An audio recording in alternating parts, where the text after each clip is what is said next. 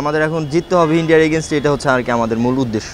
As a player আমরা চেষ্টা করি যাতে আমাদের সেরাটা দিয়ে খেলার এবং ভুল যতটুকু কম করা যায়। ভুল হওয়াটা স্বাভাবিক প্লেয়ার হিসাবে।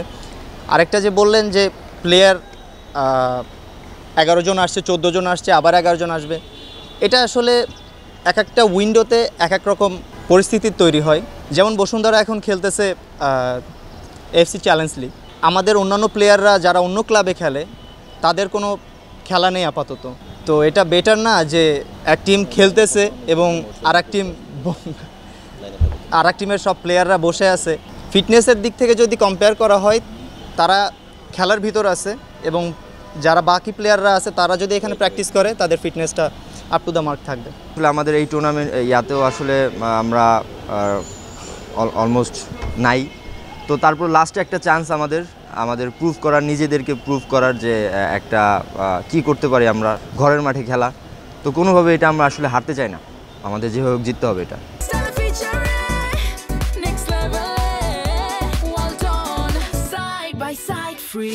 এখন অত কিছু নিয়ে ভাবছি না কাদের সাথে খেলেছি বা প্রিপারেশন, আমাদের এখন জিততে হবে ইন্ডিয়ার এগেনস্টে, এটা হচ্ছে আর কি আমাদের মূল উদ্দেশ্য। না আসলে আমরা যদি শেষ 2টা ম্যাচ জিতিও আমাদের কষ্ট লাঘব হতে পারে, কিন্তু আমরা আমাদের আলটিমেট গোলটাতে তো যেতে পারবো না, আলটিমেট গোলটা অ্যাচিভ করতে পারবো না।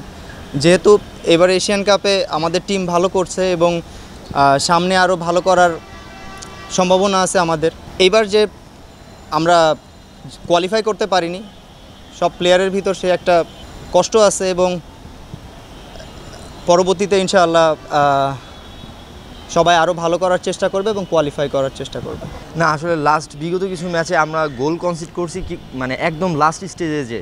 তো আমি বলবো আমাদের যদি আরেকটু কনসেন্ট্রেশন, মানে আমরা ভালোই করতেছি কিন্তু লাস্ট হয় কি 1-2 মিনিট থাকে, ওই টাইমে আমরা কনসেন্ট্রেশন লুজ করতেছি। তো এই ব্যাপারগুলো আমরা যদি প্লেয়াররা আরেকটু সচেতন হয়ে খেলতে পারি আমার মনে হয় আরও ভালো হবে।